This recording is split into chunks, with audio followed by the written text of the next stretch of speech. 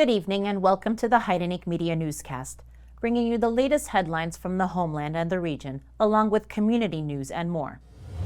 2 years ago, on September 19, 2023, following a 9-month blockade and deepening humanitarian crisis, Azerbaijan launched a large-scale assault on the Republic of Artsakh, resulting in its occupation and the ethnic cleansing of over 120,000 Armenians from their ancestral homeland. The attack claimed the lives of more than 200 people, including soldiers, with 15 still missing. Armenia provided no military support, and Russian peacekeepers failed to intervene. In the aftermath, a deadly explosion at a fuel depot killed 238 civilians, with 22 still unaccounted for. Dozens of Armenians remain imprisoned in Azerbaijan, including 8 former military and political leaders of Artsakh. To commemorate this national tragedy, the National Assembly of the Republic of Artsakh has officially declared September 19 as a day of forced displacement and demand for rights. Today, we honor the lives lost and stand in solidarity with the displaced, the grieving, and the imprisoned. 2 years later, the wounds remain deep, and the call for justice remains unyielding. Yet our resolve is unwavering. We continue to fight for justice, for our people, and for the future of a free and united Armenia and Artsakh. Though our spirit is tested, it remains unbreakable. On the 2nd anniversary of the Artsakh tragedy, while families of the martyrs paid tribute, the Armenian government remained notably absent, offering no public statement, official commemoration, or visit. Instead of addressing the nation, Prime Minister Nikol Pashinyan shared a vintage pop song on social media, referred to it as a beautiful working day, and later attended a state award ceremony ahead of Independence Day. Artsakh President Samvel Shahramanyan, joined by other Artsakh leaders and opposition members, marked the anniversary at the Yerevan Pantheon.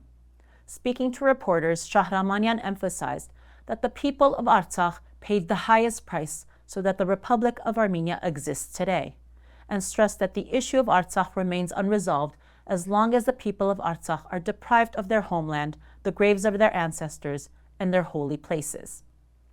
ARF Supreme Council of Armenia Representative MP Saghatelian accused the government of being complicit in the forced exodus of Armenians from Artsakh.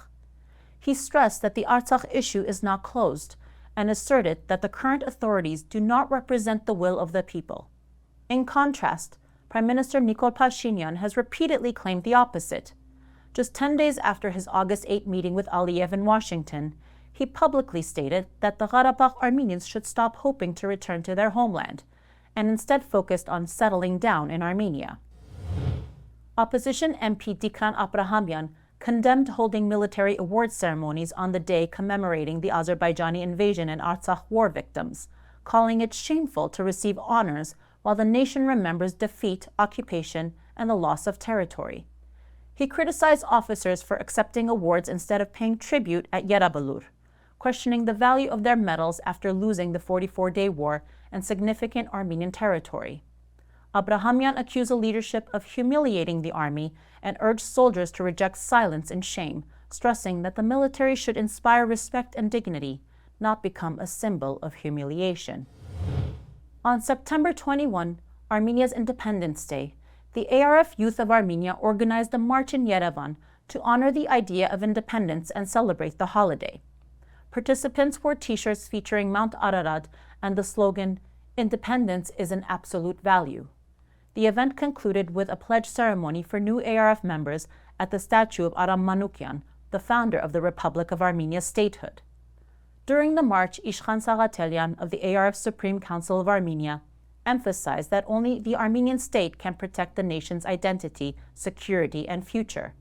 He rejected dividing historical and present-day Armenia, calling for a united no front against those seeking to erase the past, surrender rights, and justifying concessions in the name of peace.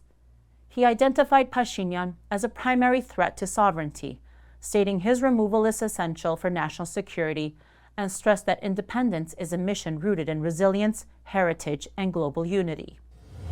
Former human rights defender Arman Tatoyan marked Independence Day by urging the preservation of Armenia's founding values. He emphasized that the state was built on the dreams of millions in 1991 and warned that no government has the right to distort these values for political gain or to cover up its own mistakes. He also called for respect for the Armenian language, statehood, and the memory of fallen heroes. The Council for the Protection of the Rights of the Artsakh people warned that 17,000 Artsakh Armenians have already immigrated from Armenia, stressing that without reversing this trend, talk of return is meaningless.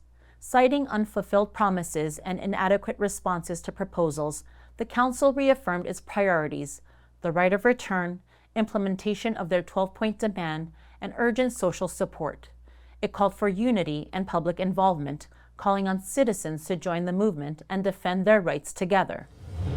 Speaking at a security conference in Yerevan, Armenian Prime Minister Nikol Pashinyan outlined a significant shift in Armenia's defense policy, emphasizing the need for alternative security measures and arguing that the army should no longer serve as the country's primary line of defense. This marks a notable shift from his position just a year ago, when strengthening the military was declared a top priority. Pashinyan now envisions a national security strategy where the army plays a secondary supporting role, a last resort rather than the main guarantor of defense. He also questioned the value of relying solely on military strength, particularly if Armenia were to confront multiple powerful adversaries aligned against it. Meanwhile, Azerbaijan is rapidly boosting its military budget to over $5 billion in 2025, a 3.8% increase, and deepening strategic ties, especially with Turkey. Joint drills like Eternal Brotherhood, involving regional allies such as Turkey, Pakistan, Uzbekistan, Kazakhstan, and Qatar, along with high-level Turkish military visits to occupied Shushi, highlight Baku's hard power strategy that contrasts sharply with Armenia's diplomatic approach under Prime Minister Pashinyan. Simultaneously, Iran, India, and Moscow's Asian and African allies participated in the Russia-Belarus Zapad 2025 exercise, signaling a wider realignment of defense postures across Eurasia and Africa. Amid rising regional tensions, analysts warn that Armenia's focus on diplomacy over military readiness risks leaving it vulnerable as Azerbaijan continues to expand its military capabilities, potentially isolating Armenia and undermining its security. At the 8th Congress of Leaders of World and Traditional Religions in Astana, Catholicos Aram I of the Great House of Cilicia met with Patriarch Kirill of Moscow to discuss Armenian-Russian church relations and pressing issues facing the Armenian people. They expressed deep concern over Azerbaijan's occupation of Artsakh, attacks on Armenian cultural sites, and the illegal imprisonment of Artsakh's leaders. Catholicos Aram I called on Patriarch Kirill and Russian President Putin to urgently intervene to protect Artsakh's heritage and secure the release of Armenian prisoners. In a separate meeting, His Holiness met with a personal representative of Pope Leo XIV, urging the Vatican to advocate for the protection of Armenian churches and the release of imprisoned Artsakh leaders. The U.S. House Foreign Affairs Committee, led by Representative Gabe Amo, Brad Sherman, and Mike Titus, adopted several ANCA-backed amendments to the fiscal year 2026 State Department authorization bill. These amendments call for the release of Armenian prisoners of war held by Azerbaijan, protection of Armenian religious and cultural heritage, and support for the safe return of forcibly displaced Armenians of Artsakh. The committee also passed a measure demanding a comprehensive report on Turkey's regional destabilization. Congressman Brad Sherman introduced an amendment prohibiting U.S. International Development Finance Corporation funding for Turkey and Azerbaijan until Turkey ends its blockade of Armenia and Azerbaijan releases all illegally detained Armenians. We should not be developing the economy of Turkey until it ends its blockade of Armenia. We should not be developing the economy of Azerbaijan until it releases all Armenian prisoners of war from a war that's over. We stay in the U.S. Capitol, where U.S. Representatives Dina Titus and Gus Bilirakis have introduced the Azerbaijan Sanctions Review Act of 2025, House Resolution 5369, a bipartisan bill urging the Trump-Vance administration to evaluate global Magnitsky sanctions against Azerbaijani officials responsible for war crimes, ethnic cleansing, and the illegal detention of Armenian POWs and civilians. The bill cites Azerbaijan's 2020 war, 2023 ethnic cleansing of Artsakh, and the ongoing unlawful imprisonment and torture of over 23 Armenian captives, including former Artsakh leaders. It calls for a determination within 180 days on whether over 50 named Azerbaijani officials meet the criteria for sanctions. The ANCA welcomed the move, while Representatives Titus and Bilirakis stressed the need to hold the Aliyev regime accountable for grave human rights violations and to stop rewarding authoritarian aggression with U.S. support. Ken Hachikian, chair of the Armenian Legal Center, praised Representatives Dina Titus and Gus Bilirakis for introducing the Azerbaijan Sanctions Review Act, stressing that the illegal detention and torture of Armenian prisoners by Baku clearly meets the threshold for global Magnitsky sanctions. Hachikian and Executive Director Siranush Sahakyan joined Capitol Hill meetings to present the legal and humanitarian case for imposing global Magnitsky sanctions on Azerbaijani war criminals. In 2024, the center filed 7 cases with U.S. authorities targeting 48 Azerbaijani officials for sanctions. The Armenian National Committee of America Eastern Region successfully concluded its September 2025 Advocacy Days, uniting over 100 Armenian American advocates from across the East Coast in Washington, D.C., for a week of high-level engagement with members of Congress and their staff. Organized by the ANCA's Eastern and Western regions, the event focused on rallying support for the Azerbaijan Sanctions Review Act of 2025, holding Azerbaijani officials accountable for war crimes, securing the release of Armenian prisoners, protecting cultural heritage, and enforcing U.S. aid restrictions on Azerbaijan.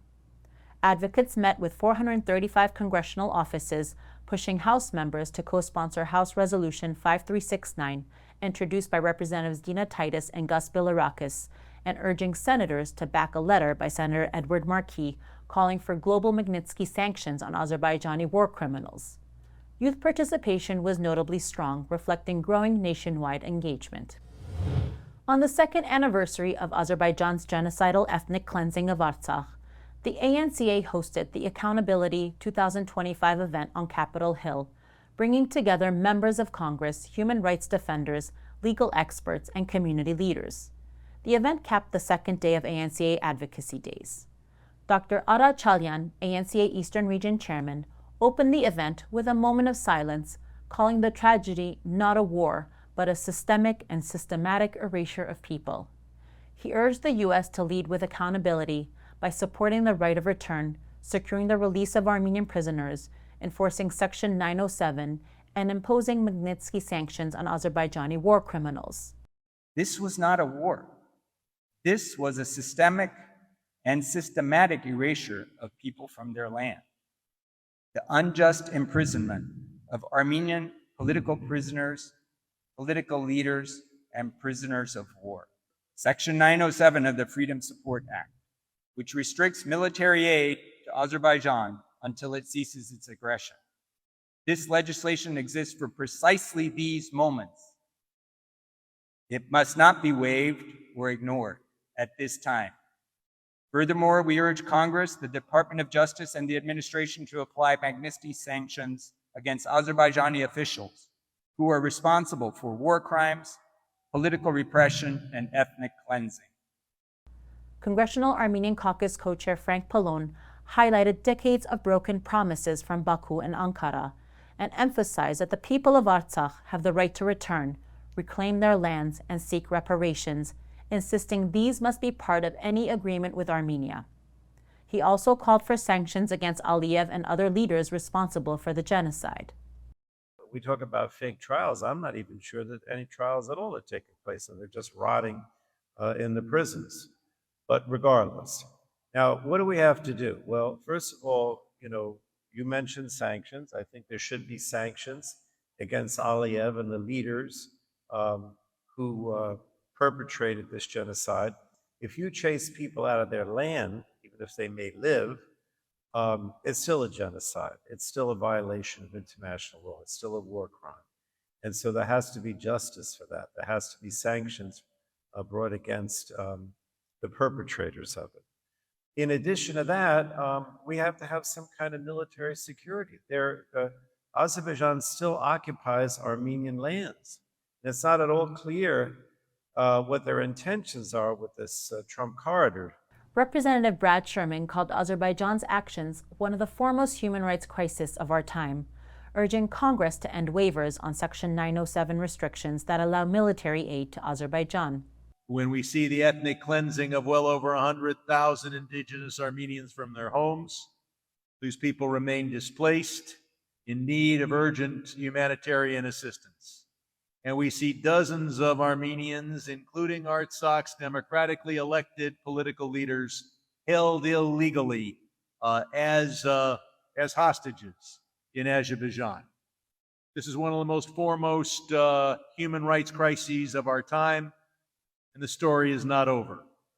We still can restore justice by bringing the international community together to demand that the people of Artsakh are given the security guarantees they need so that they can return to reoccupy their homes, hopefully before the Azeris tear down those homes, and that they can go there free from violence and persecution. My amendment will say not one more penny to Turkey while they continue to blockade Armenia, and not one penny to Azerbaijan until the hostages are released. Freshman Representative Laura Friedman highlighted Artsakh's right to self-determination, calling the indigenous people's quest for self-governance a fundamental right. She stressed that Azerbaijan's actions have stripped this right, adding, "Peace without justice is not peace." Representative Raja Krishnamurthy emphasized the urgent need for the immediate release of POWs and accountability for Azerbaijani war crimes, stating it's simple. Two most important issues right now, front and center, that are staring us in the face are, one, we need the release of POWs. Are you with me on this? We need them home. We need the release of POWs now. Secondly, we must have accountability for those who committed war crimes among the Azerbaijanis. Representative Vince Fong underscored bipartisan support, urging Congress to keep pushing for prisoner releases, uphold Armenia's sovereignty, and advocate for the safe return of Artsakh's displaced families. Armenian Americans, as you all know, as Armenian Americans, have a profound history of perseverance in the face of persecution and deserve our nation's strongest commitment to their freedom and prosperity. That's why, bipartisan, we supported U.S. assistance to Armenia and Artsakh and efforts to hold Azerbaijan accountable, including advocating for maintaining the suspension of U.S. military assistance to Azerbaijan in accordance with Section 907 of the Freedom Support Act. Going forward, Congress must continue to press for the release of prisoners of war, support Armenia's sovereignty and territorial integrity, and advocate for the safe return of Artsakh's displaced families. Representative Judy Chu recalled her emotional visit to Artsakh, noting that Azerbaijan banned her from entering afterward, which she considers a badge of honor that only strengthens her commitment to advocating for Armenians. We have to be clear. The United States must reject this violence and ethnic cleansing and stand up clearly for democracy, self-determination, and peace. I am proud to be one of the only members of Congress who had the privilege to visit Artsakh in person. In its prime, it was so beautiful. Before I left on this trip, the Azerbaijani government warned me that Artsakh was dangerous and making this visit would have its consequences. But still, I went, but sure enough, when I returned, Azerbaijan banned me from ever coming to their country. But of course, I consider this a badge of honor. The evening's keynote speakers provided compelling legal and historical perspectives on how dictators gain strength and genocide is erased. Armenian Legal Center Executive Director Siranush Saghatelian emphasized Azerbaijan's ongoing violations of international legal obligations. She warned, "Calling this peace while the right of return is blocked normalizes ethnic cleansing and rewards force over law. This commemoration must focus on responsibility. The United States must support the return of the people of Artsakh to their homes. Peace without justice is not peace, and the right of return must go beyond rhetoric. It must be realized." Cultural heritage is being erased, homes are looted, and at least 23 Armenians remain in detention linked to the conflict. To call this peace while return is blocked is to normalize ethnic cleansing, and to incentivize the use of force over law. And if our commemoration means anything, they must mean that we do not accept erasure, not of people, not of culture, not of law. So this is the moment to lead, to affirm the right to return, back a real mechanism that can ensure the return, monitoring, and compliance, and make it clear that peace without justice is not peace, and that America stands for the return of people of Artsakh to the homes from which they were driven. International law expert Hairenik Kerkonyan, a member of the Committee for the Defense of the Fundamental Rights of the People of Artsakh, warned against mistaking silence and normalization for peace. Appeasement does not work in the face of genocidal intent, he said, cautioning that ignoring Azerbaijan's crimes only fuels further aggression. Artsakh is the beginning of Aliyev's goal to destroy the Armenian state, and with it, the Christian Armenian people. Don't take my word for it. Take his. He stated that Armenia is not even a real country. In fact, he calls Armenia by another name. You know it. Western Azerbaijan. Chamberlain made the mistake in 1938, waving that peace treaty in Piccadilly Circus to a cheering crowd who was willfully blind to Hitler's genocidal intent. For Armenians, sure. Let's keep cheering for peace while actually arming Aliyev.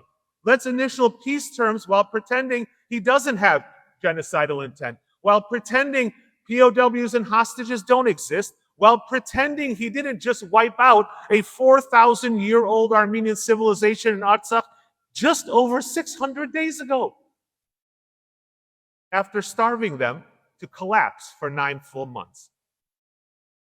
Let's just pretend all that never happened. The problem, of course, with pretending is, well, it's pretending, isn't it? And at some point, the make-believe gives way, and the harsh reality hits us in the face head on. The truth is that the Armenian genocide was the first phase of the destruction of the Armenian people. The truth is that Nagorno-Karabakh was the second. And if we choose not to hold Azerbaijan accountable this time, the truth is that the third phase will indeed be the final one.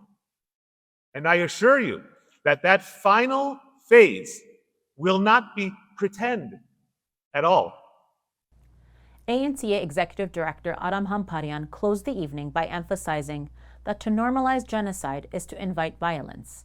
He outlined key next steps, including the introduction of the bipartisan Azerbaijan Sanctions Review Act of 2025 in the U.S. House and a Senate letter led by Senators Ed Markey and Sheldon Whitehouse calling for increased accountability. Artsakh war veteran and para-athlete Sarkis Stepanyan has once again brought honor to Armenia, winning gold in the up to 80-kilogram category at the 27th World Para-Armwrestling Championship in Albina, Bulgaria. This marks his fourth world title alongside 5 European championships and 2 World Cup victories, making him one of Armenia's most highly decorated para-athletes.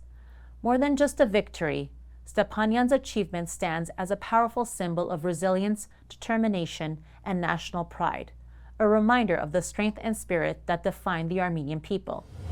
Joining us now is ANCA Eastern Region Chairman Dr. Artsakh. Good evening, Dr. Chalyan. Good evening, Ms. Saghatelian. It's a pleasure to be here. We're happy to have you.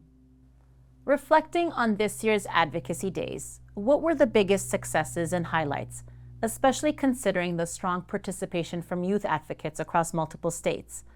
And how does this new generation's involvement impact the future of the Armenian cause? This Advocacy Day highlighted the fact that every day, every week is advocacy work for the Armenian National Committee of America. This presence, the engagement of our youth, the graduates of our youth leader programs highlights the strength of the ANCA's advocacy work, both on the Eastern region, the Western region, and in the national offices. It highlights that the cause of Armenians, the cause of Artsakh Armenians, the cause of Armenia and Artsakh as a republic have been embraced by all generations, and they show the depth and the breadth of our leadership and engagement. It bodes well for our future, especially during these solemn times over the commemorative anniversary of the genocidal ethnic cleansing of Artsakh and the border and sovereignty insecurities that face Armenia today. During the meetings on Capitol Hill, ANCA advocates emphasized critical issues such as the dangers within the so-called peace process, the release of Armenian prisoners of war, and the protection of Armenian cultural heritage sites.